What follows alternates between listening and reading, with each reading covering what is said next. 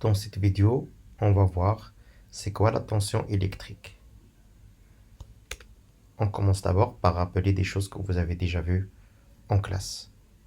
Réaliser un circuit en boucle simple comportant une pile de 4,5 volts, un interrupteur et une lampe va être en fait un circuit qui ressemble à ça. Ce qu'on a devant nous, c'est le dessin de ce circuit électrique. Quel est le symbole normalisé d'un voltmètre? Un voltmètre, vous avez vu en classe que le symbole qu'il représente est un V dans un cercle avec une borne là où c'est noté comme et une autre borne là où c'est noté V. Comme c'est sur le pôle négatif et V sur le pôle positif. Schématiser le circuit électrique avec le voltmètre aux bornes de la lampe, comme vous le savez, un voltmètre. On le met toujours en parallèle avec le dipôle qu'on aimerait mesurer sa tension. C'est pas comme un ampèremètre qu'on met en série. Donc, chaque dipôle va avoir en fait une tension spécifique. Donc, le voltmètre, on va le mettre sur les bornes de la lampe ou de l'ampoule. Quelle est l'unité de la tension? Vous connaissez tous que l'unité de la tension, c'est le volt. Et le symbole de volt, c'est un V majuscule. Ce qu'on a devant nous ici est un schéma du circuit et non pas le dessin du circuit. Alors, là on va voir que vaut la tension aux bornes de chaque dipôle lorsque l'interrupteur est ouvert. Regardez ce schéma devant nous. On a un générateur ou une pile qui est branché à une lampe. Il y a un interrupteur et après on revient au générateur. On a branché en fait le voltmètre aux bornes de l'ampoule ou de la lampe. L'interrupteur est ouvert. Cela veut dire que la lampe ne va pas s'allumer. Mais qu'est-ce que le voltmètre va afficher? D'accord?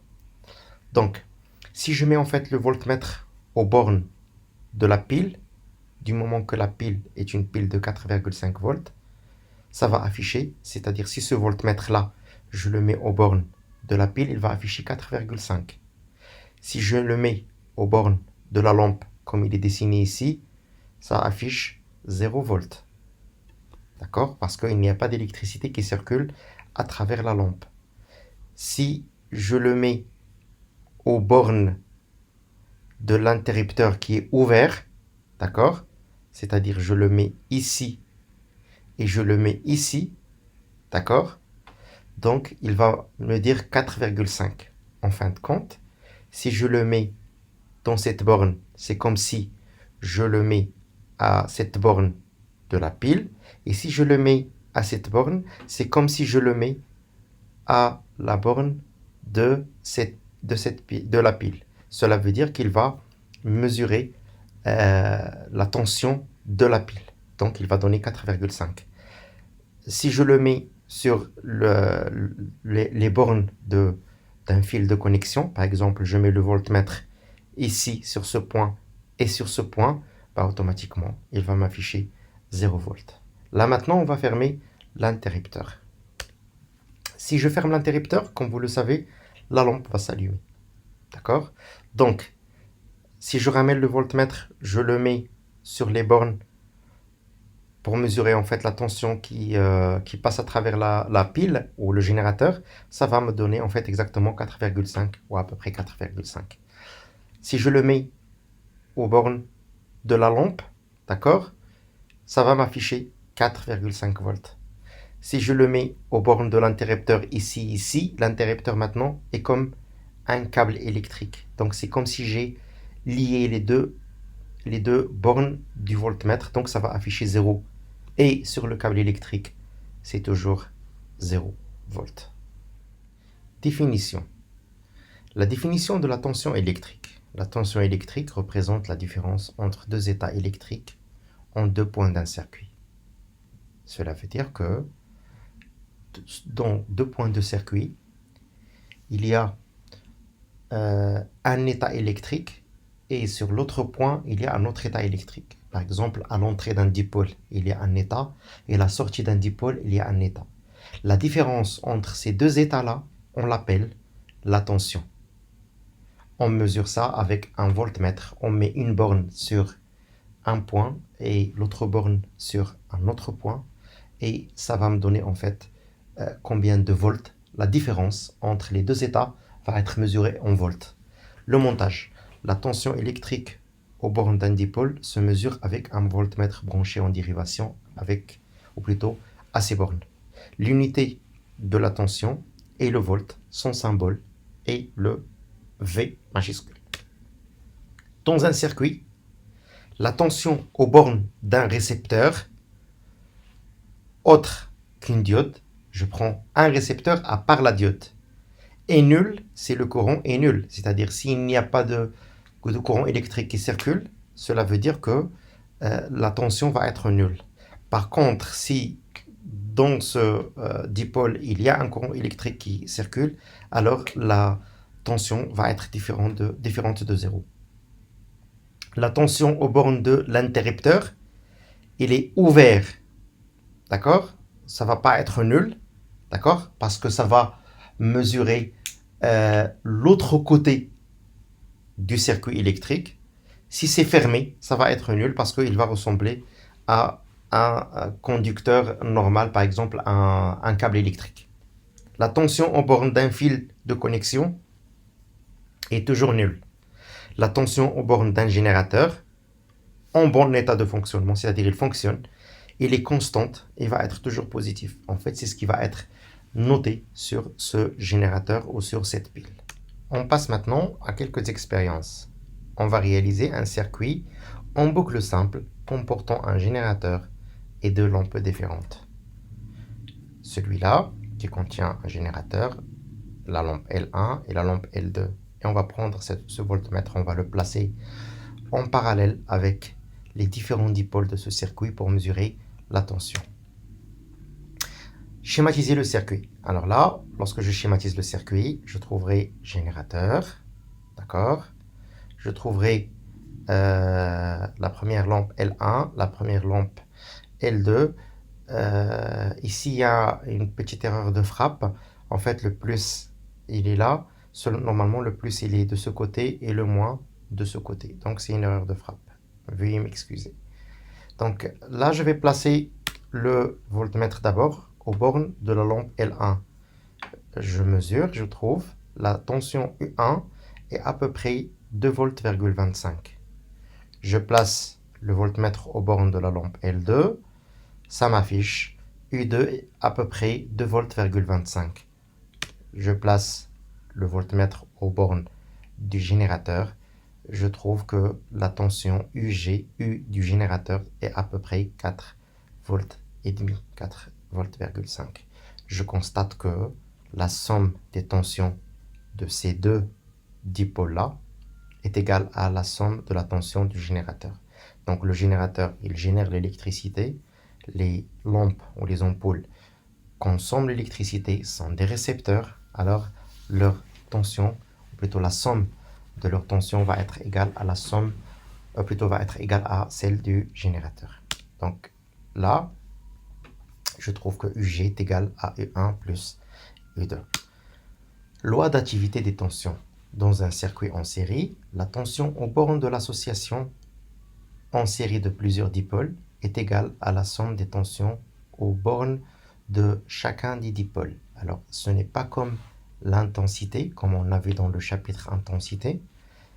Ce n'est pas la même, c'est qu'en fait, UG, qui est ici, la principale, va être égale de la branche principale, on va dire, va être égale à la somme des trois tensions entre les bornes de la lampe, du moteur et de la résistance. Et là, je peux écrire UG, ou sinon U, est égal à U1 plus U2 plus U3.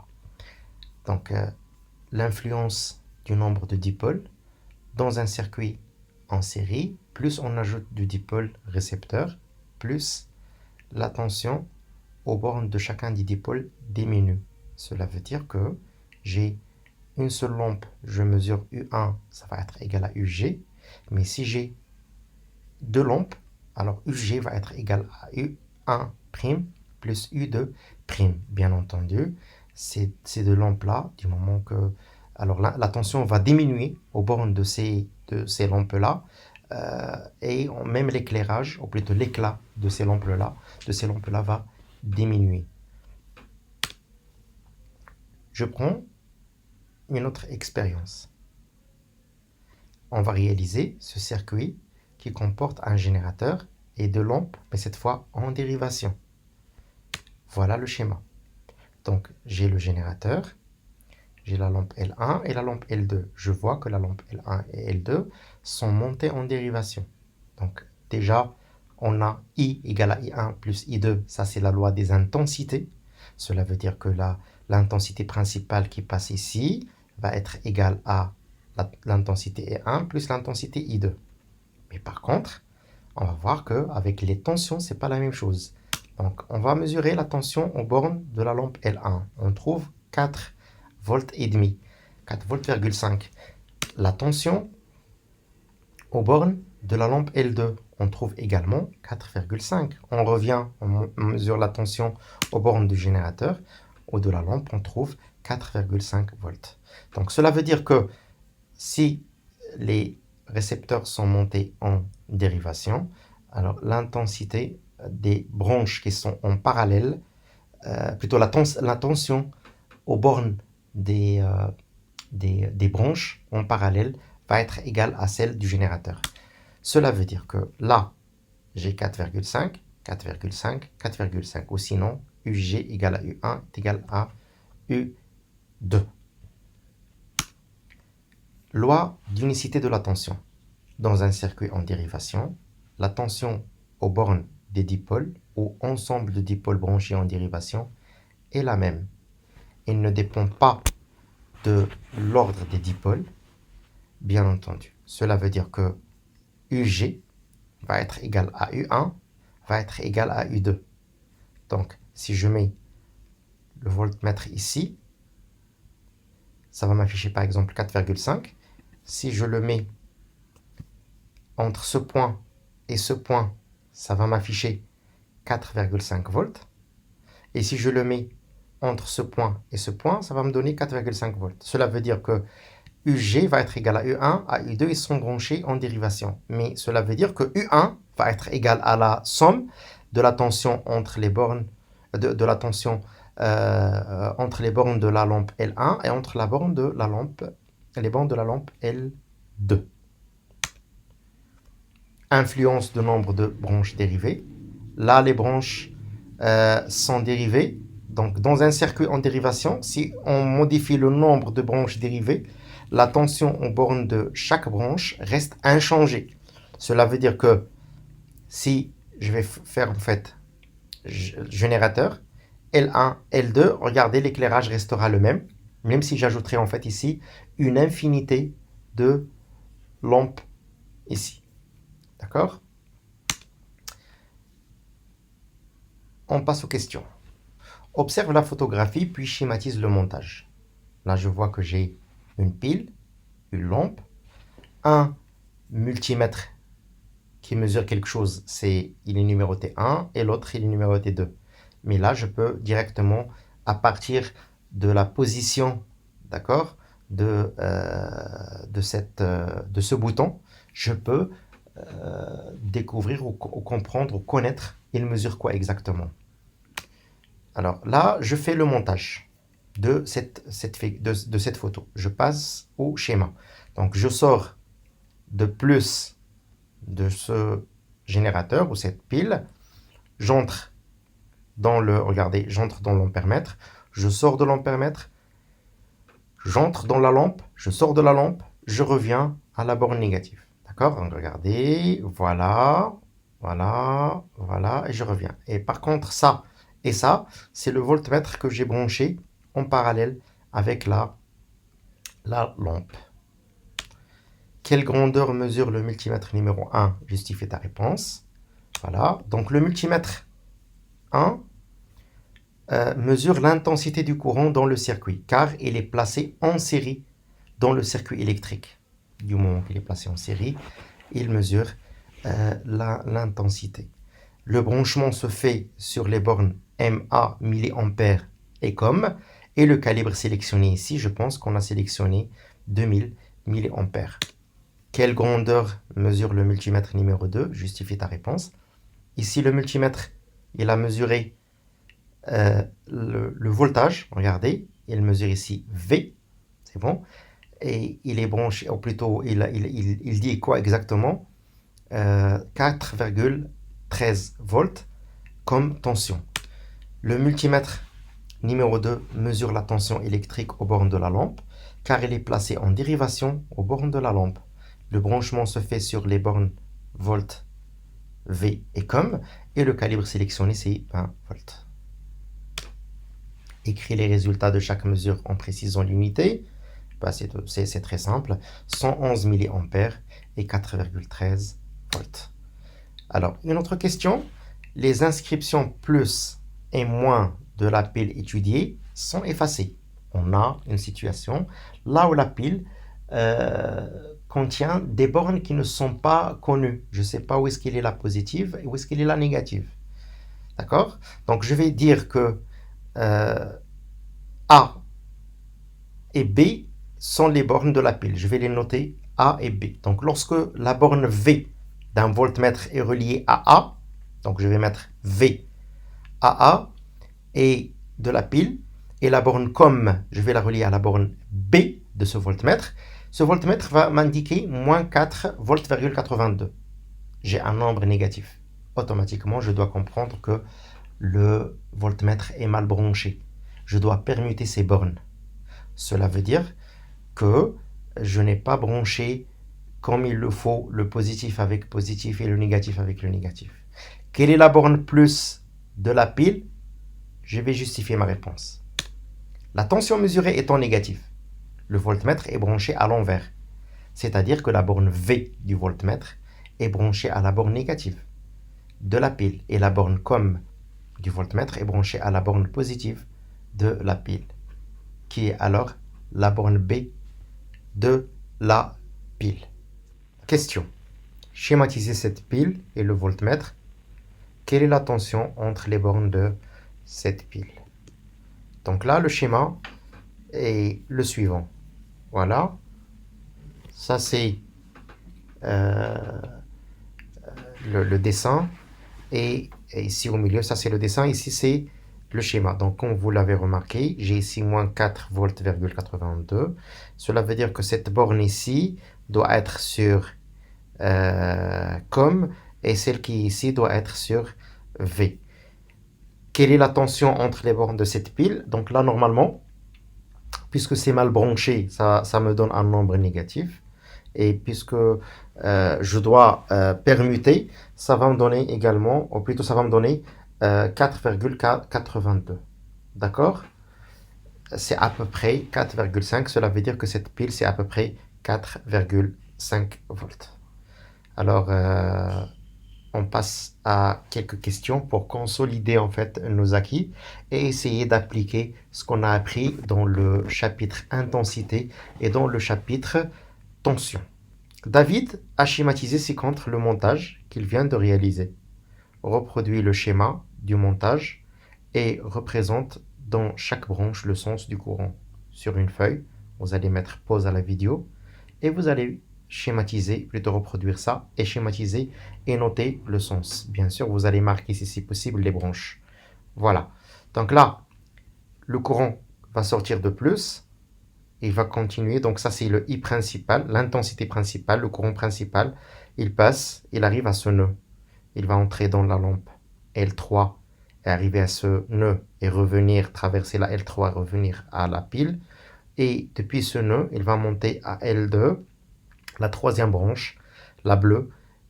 Donc ça, c'est l'intensité I2, le courant I2. Il va passer, il arrivera il traversera la lampe L4, il arrivera à ce nœud, il va revenir. Donc ici, j'ai trois branches. J'ai la branche principale qui contient le générateur, la deuxième branche qui contient seulement la lampe L3, la troisième branche qui contient L2 et L4. Reproduit le schéma doit être identique à ce que je viens de faire. Cite les lampes qui sont traversées par des courants de même intensité. Voilà, donc ici j'ai 3 branches. La branche principale, cela veut dire que le I qui traverse L1, c'est le même qui traverse L5. Et j'ai la branche L3, plutôt la branche numéro 2, d'accord, là où il y a la lampe L2 et la lampe L4, sont traversées par le courant I2, d'accord, de même intensité. Et la L3, elle est traversée par un autre courant d'intensité I1. Donc là, les lampes traversées par des courants de même intensité, il y a les lampes L4 et L2, car elles sont en série sur la branche dérivée numéro 2, et les lampes L5 et L1, car elles sont en série avec la pile sur la branche principale. Question 3.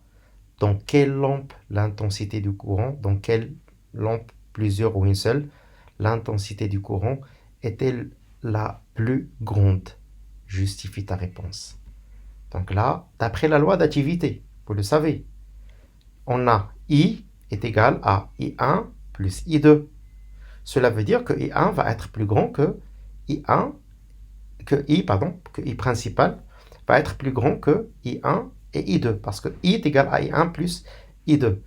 En raison de la loi d'activité des courants dans un circuit en dérivation, on a I égale à I1 plus I2, donc je peux dire que I va être plus grand que I1 et I va être plus grand que I2. Donc les deux lampes ou les lampes qui sont traversées par un courant de plus grande intensité, c'est la lampe L1 et la lampe L5. On continue les questions. Pourquoi cet appareil est-il appelé un multimètre? Cet appareil est appelé un multimètre car il permet de mesurer 3 types de grandeur. La tension sur la partie volt, l'intensité sur la partie ampère et la résistance sur la partie verte. D'accord? Indique les couleurs des zones ampèremètre et voltmètre. Donc là, je vois que la zone rouge-rose, c'est ampèremètre et celle qui est en bleu, c'est pour le voltmètre. Quelle est la borne commune à toutes ces fonctions? La borne commune, comme vous le savez, c'est déjà écrit ici, indiqué comme, ça veut dire commune. D'accord? Quels sont les calibres? D'accord? Quels sont les calibres de cet appareil utilisé en voltmètre en courant continu? Ça, c'est la partie voltmètre, toute la bleue. Celle qui est en haut, c'est pour le courant continu. Celle qui est en bas, c'est pour le courant alternatif qu'on ne va pas voir cette année, qu'on ne va pas voir au collège.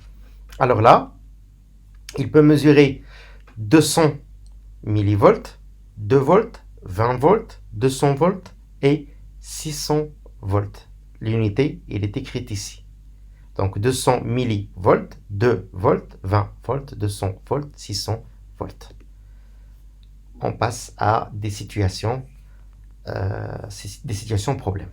Alors là, la dame ou la fille dit « Je viens de dénicher un lot de lampes de 6 volts identiques. » Donc, il a plusieurs lampes de 6 volts identiques. Le monsieur lui dit ils ne servent à rien. Ici, on n'a qu'un générateur de 12 volts. D'accord? Alors, selon vous, quel montage choisir pour utiliser ces lampes? On va essayer d'analyser un petit peu. Normalement, les lampes, c'est 6 volts. Et ici, j'ai un générateur de 12 volts. Si je fais 12 volts avec une lampe de 6 volts, il va brûler. Hein? Il va griller. Donc ici, je dois faire un schéma de telle manière à faire passer dans la lampe pas plus que 6 volts. 6 volts au maximum, au minimum, ou plutôt ou une valeur plus petite que 6 volts pour garder cette lampe en marche. On va voir en fait le schéma A. Le schéma A, comme je vous ai dit, je peux faire ici 12 volts. Le courant va sortir là. Donc, si je fais un voltmètre aux bornes de la première, ça va m'afficher une valeur. Et ici, une valeur. Donc la somme des deux va être égale à 12. Puisque ici j'ai 12, cela veut dire que la lampe, cette lampe c'est 6 et 6, donc ça peut marcher, ils ne vont pas brûler. Par contre ici, si j'ai ici 12, si je mesure ici au borne de cette lampe, ça va être 12. Donc ma lampe ne va pas supporter, ici ma lampe ne va pas supporter. Ici, ça peut supporter. Pourquoi? Parce que ici j'ai le premier nœud, ça c'est les deux vont faire 6, 6, c'est 12. Ils sont en parallèle, la somme va faire 12. Et ces deux-là vont faire 6, 6, c'est 12. Donc les deux montages qui peuvent fonctionner, c'est le A et le C. D'accord?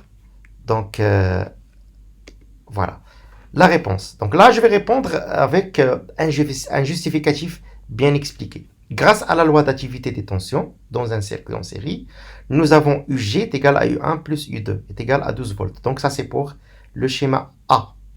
Puisque les lampes sont identiques, la tension aux bornes de chaque lampe est identique, soit U1 est égal à U2. On en déduit que la tension aux bornes de chaque lampe est de 6 volts. Le circuit A permet d'utiliser les lampes de manière optimale. Optimale, c'est-à-dire d'une manière en fait normale, sans que les lampes se brûlent. Je prends le B. D'accord? Grâce à la loi d'unicité des tensions dans un circuit de dérivation, nous avons U1 est égal à U2 et va être égal à 12 volts qui est égal ici. Pourquoi? Parce qu'ils sont en dérivation. On en déduit que la tension aux bornes de chaque lampe est de 12 volts, ce qui est très supérieur à la valeur indiquée sur la lampe. Donc le circuit B met les lampes en surtension. Il y a un risque de destruction rapide des deux lampes. Donc ces deux lampes vont bien sûr se brûler ou griller rapidement. Là, je prends le troisième schéma, ou la configuration C.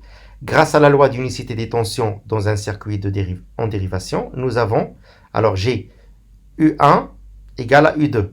Et bien sûr, U1, c'est la même que U2, c'est la même que UG. D'accord? Donc, je sais que U1, c'est égal à U, pardon, ça c'est U2, L3 plus U, L4, c'est égal à 12. D'accord? Donc, c'est comme si j'avais le premier schéma. Et pour la lampe UL3, UL4, la même chose. D'accord? Cela veut dire que mes lampes, je peux les faire ici. Ça va faire en fait celle-là, la tension ici, plus la tension ici. Ça fait 12. Et puisque les lampes sont identiques, donc je peux faire ici 6 et 6. Donc ça va s'allumer normalement. Et la même chose ici parce qu'ils sont en parallèle. Donc puisque les lampes sont identiques, la tension aux bornes de chaque lampe est identique, soit UL1 est égal à UL2 et UL3 est égal à UL4. On en déduit que la tension aux bornes de chaque lampe va être 6 volts. Le circuit permettra d'utiliser les lampes de manière optimale. La conclusion, seuls les circuits A et C permettent d'utiliser les lampes de 6 volts de manière optimale avec un générateur de 12 volts. Le circuit B met les lampes en surtension. Il y a un risque de destruction rapide des deux lampes. Voilà. Donc là, on va voir en fait un autre chapitre qu'on va voir par la suite. Adapter les dipôles, ou plutôt les lampes au générateur. Et on va faire plein d'exercices de cette forme. Alors, je prends encore une question. Ce circuit comporte un témoin lumineux, ADEL, en fait, une diode électrolumineuse. La tension entre les bornes de la DEL est de 2,2 volts. D'accord? Donc, cela veut dire que si je prends cette DEL, d'accord, c'est 2,2 volts. Quelle est la tension entre les bornes de la résistance? Justifie ta réponse. Là, je peux voir que entre le point F et le E, la tension entre les bornes de la résistance, plus la tension entre les bornes de la DEL, doit être en fait, cette somme-là doit être égale à 6 volts. Donc là, je peux faire 6 moins 2,2, ça va me donner exactement 3,8. D'accord? Cela veut dire que la tension entre les bornes de la résistance est 3,8 volts. D'accord? Donc, en utilisant la loi d'activité des tensions dans un circuit en série. Parce que le circuit ici, il est en série. Donc là, je peux dire que U est égal à UG. Ce U, c'est-à-dire la somme de ça, U résistance plus U diode, c'est égal à UG. Donc je peux faire la soustraction et conclure que c'est égal à 3,8 volts. Pour mesurer cette tension, à quelle borne E ou F doit-on brancher la borne COM du voltmètre? D'accord? Et où est-ce que je peux mettre la borne V? Donc j'aimerais mesurer la tension entre F et E. Alors, COM du voltmètre, je vais la mettre sur F ou sur E. On a dit que COM, on la met sur le pôle qui est du côté négatif. Cela veut dire que E, je vais la mettre sur COM et F, je vais la mettre sur V.